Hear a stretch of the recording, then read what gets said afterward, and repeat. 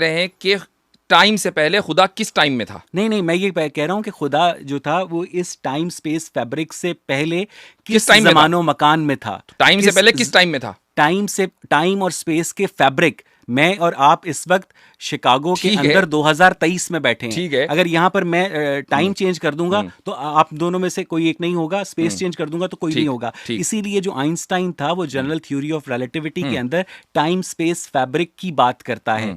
मुझे ये बताइए कि ज़मानो मकान तो खुदा ने तख्लीक किए, तो उस तख्लीक से पहले वो कहाँ था? जब जमानो मकान उसने तख्लीक किए हैं तो जमानो मकान को आपने मखलूक मान लिया।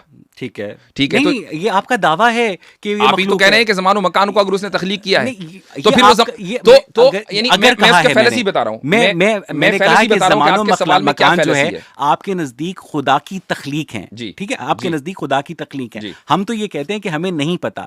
तो वाजदी साहब और अगर तमाम उम्मत मुस्लिमा और तमाम रिलीजियस लोगों के नजदीक ज़मानो मकान खुदा की तख्लीक है, तो उस ज़मानो मकान की तख्लीक से पहले खुदा कहाँ था? इसका जवाब मैं आपको एक मिसाल से देता हूं। हालांकि आपके सवाल के अंदर जो फैलेसी है मैं आपको ऑलरेडी बता चुका हूं। मान लीजिए मैं इस कंप्यूटर का बनाने वाला हूं, तो क्या मैं इस कंप्यूटर के अंदर रहूंगा या बाहर रहूंगा? सर असल में ये जो कंप्यूटर है ना, ये टाइम और स्पेस फैब्रिक के अंदर एग्जिस्ट करता है। लेकिन इसके बावजूद और मैं भी करता हूं, बड़ी मासूम वाली मिसाल नहीं, मैं भी करता हूं। बहुत मासूम मिसाल है सर, ये मासूम लोगों को समझाने के लिए।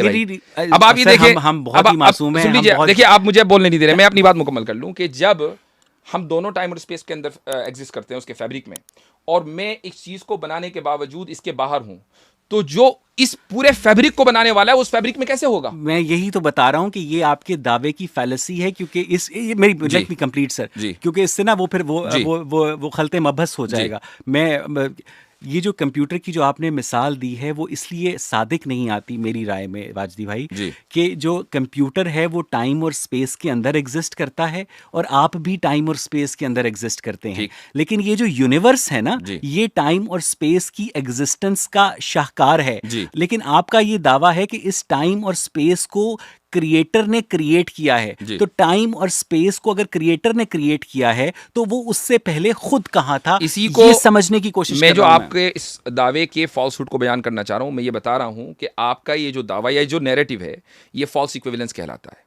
चूंकि आपने क्रिएटर को अपने जैसा समझा कि जैसे आप टाइम और स्पेस की फैब्रिक में है तो क्रिएटर भी किसी ना किसी टाइम स्पेस की फैब्रिक में होगा। यही फॉल्स इक्विवेलेंस है। इसी को अरबी में क़ियासुल गायब अल शाहिद कहा जाता है। इसलिए यही चीज बुनियादी तौर पर गलत है कि जब हमारा हो सकता है मैं यही समझ जाऊं तो मैं बस अपना सारा मुकदमा वापस ले लूं।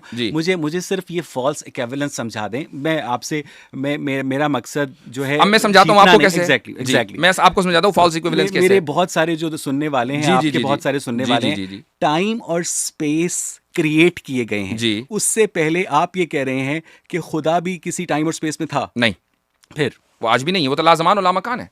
यानी वो नहीं है। वो लाज़मान और लामकान खुसूसियात ना होने की होती हैं सर। ये लाज़मान और लामकान है। जी नहीं, ये इसीलिए मैं कह रहा हूं कि जो खुसूसियात ना होने की होती हैं ये मादी चीज के ना होने की खुसूसियात होती हैं। हम खुदा को मादी ही नहीं मानते। अच्छा, वो मादी नहीं है? बिल्कुल नहीं है। अगर वो मादी होता तो वो किसी ना किसी ज़मानो मकान में होता। वो मादे का क्रिएटर है। चूंकि अगर वो मादी होगा, अब मैं आपको बताता हूं क्यों नहीं है। अगर वो मादी होगा तो उसका भी कोई ना कोई क्रिएटर होगा, और अगर उसका भी वो भी मादी होगा और उसका भी कोई ना कोई क्रिएटर होगा। इसी को आप कहते हैं इन्फिनिट रिग्रेस। तो क्या आप इन्फिनिट रिग्रेस को फैलेसी नहीं मानते? जी बिल्कुल मानते हैं। मुझे ये बताइए